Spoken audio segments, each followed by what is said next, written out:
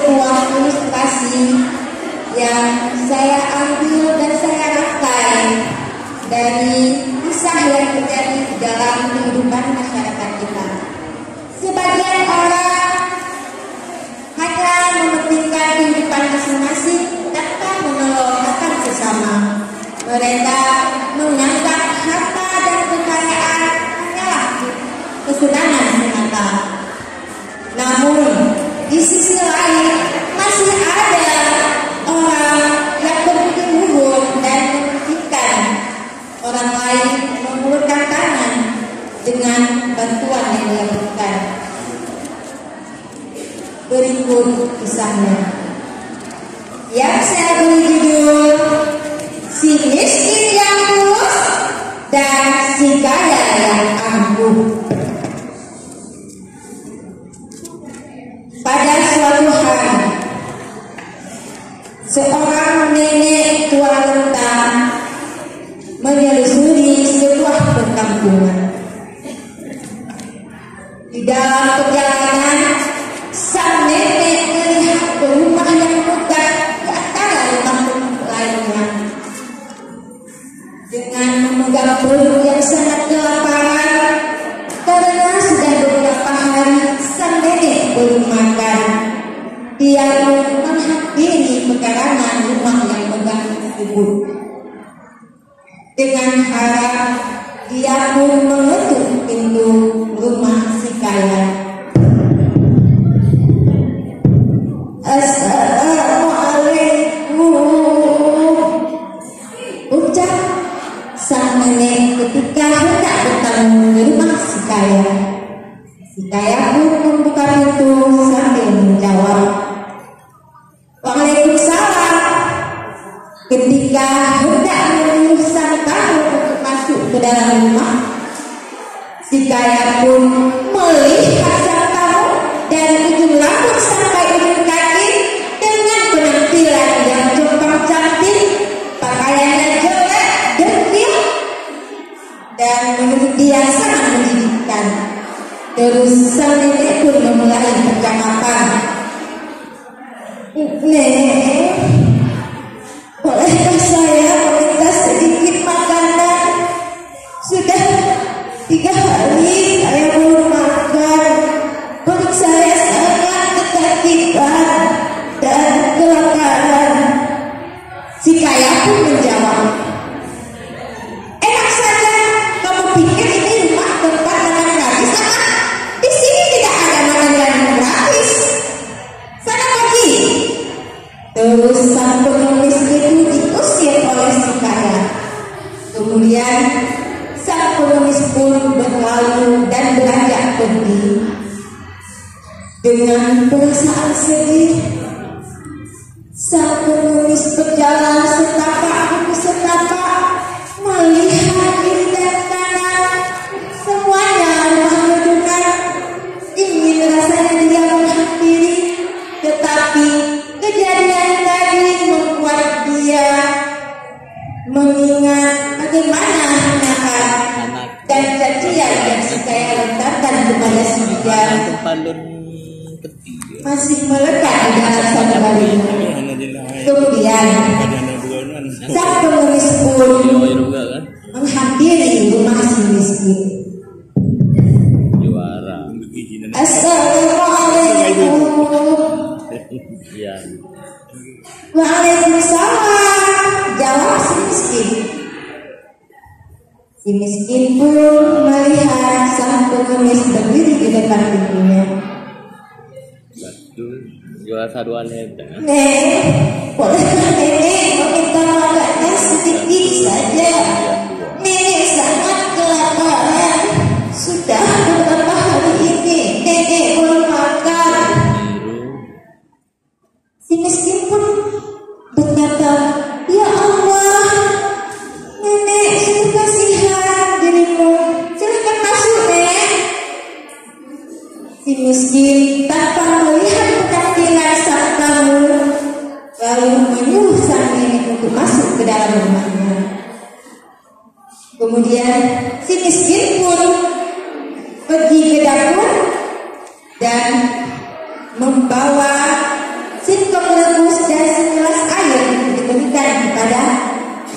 nenek pengemis tadi. Nenek, maaf ya, di rumah saya tidak punya makanan lezat, tetapi di dalam rumah saya ada singkong yang tadi saya petik dan saya rebus untuk makan saya hari ini. Tetapi rasanya nenek lebih membutuhkan. Jadi singkong ini untuk nenek saja. Silakan makan, Nek. Sang nenek pun berterima kasih. Terima kasih, Bu, sungguh baik akhlakmu. Sang nenek pun makan dengan lahap. Dengan lahap sekali, nenek pun merasa kekenyangan. Dan sang nenek pun merasa ngantuk dan meminta tumpangan untuk tidur. Kemudian si miskin pun mempersilahkan nenek untuk tidur di kamar yang biasa dia tempati. Ayo nenek, saya antarkan. Sang nenek pun beristirahat. Ketika sang nenek bangun, sang nenek pengemis tidak menyadari kalau sang nenek telah mengeluarkan kotoran di dalam kamar si miskin tersebut. Bagaimana ini ya? Saya harus terus terang kepada si miskin tersebut. Kemudian ketika bangun langsung dia menghampiri si miskin. Nak, maafkan nenek, nak. Tadi nenek tidak sengaja buang air besar di tempat tidurmu, nak. Oh, tidak apa-apa, Nek, tidak apa-apa. Nanti biar saya bersihkan. Terima kasih, nak, atas tumpangan dan makanan yang kamu sajikan. Semoga Allah melipat gandakan rezeki untukmu. Kemudian sang nenek pun berpamitan dan diantar oleh si miskin. Sampai di situ, tiba-tiba si miskin pun terkejut. Ternyata nenek menghilang dengan sekejap mata. Terus si miskin pun mengucek-ucek mata hingga beberapa kali. Kemana ya si nenek? Cepat sekali menghilang. Terus mengucek-ucek lagi, tetapi dia tidak melihat jejak si nenek yang hilang begitu saja. Si miskin pun pergi dan hendak membersihkan kotoran yang ada di dalam kamarnya. Namun sungguh sangat terkejut ketika kotoran tadi itu berubah menjadi emas yang berkilauan. Nah, si miskin pun kemudian menjual emas itu dan si miskin pun mendadak menjadi orang kaya. Tetapi walaupun dia sudah kaya raya sekarang, namun akhlaknya masih tulus menolong orang lain. Kemudian berita kekayaan si miskin tadi yang mendadak menjadi kaya didengar oleh si kaya yang sombong tadi. Dia pun mencari informasi bagaimana si miskin yang tidak punya apa-apa lalu tiba-tiba berubah menjadi kekayaan yang berlimpah melebihi kekayaan yang dia punya. Terus dapatlah dia informasi dan bergumam. Oh, ternyata si miskin tadi memasukkan garga ke dalam rumahnya dan garga itu diberikan makan, terus tidur dan buang air besar di kamarnya. Kotoran itu menjadi emas yang berkilauan.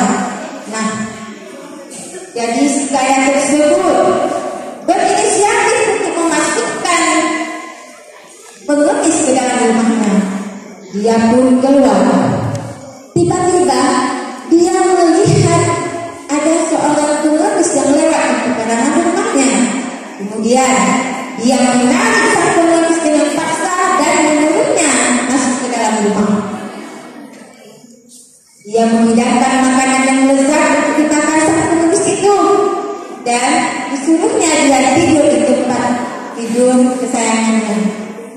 Dan si kaya pun memaksa si penulis itu untuk buang air besar di dalam kamarnya. Setelah buang air besar, si pengemis tadi diseret keluar dan diusir oleh si kaya. Nah, ketika si kaya mau kembali ke kamarnya, dalam hati dia berkata, sebentar lagi aku akan kaya. Kaya aku akan berlimpah melebihi si miskin tadi. Kemudian dia pun bergegas untuk masuk ke dalam kamar kesayangannya. Masuklah dia, terus dibuka pintunya, dan dia hampiri tempat tidur kesayangannya. Namun apa yang terjadi? Dia berharap kotoran tadi berubah menjadi emas, tapi ternyata sebaliknya kotoran tetap menjadi kotoran dan dikelilingi oleh lalat. Jadi yang dapat kita ambil kesimpulan dari kisah tadi, yang pertama, ketika ada orang lain yang membutuhkan pertolongan kita, maka tolonglah dia semampu kita. Jangan sekali-sekali mengharapkan balasan, tetapi haraplah akan ridha Allah Ta'ala. Yang kedua, kita dapat memetik pelajaran dari kedua tokoh tersebut. Sesuatu yang kita lakukan dengan tulus hati, maka akan Allah kembalikan dengan hal yang lebih indah lagi. Tetapi sesuatu yang dikerjakan dengan terpaksa, maka akan menimbulkan rasa kecewaan yang nyata.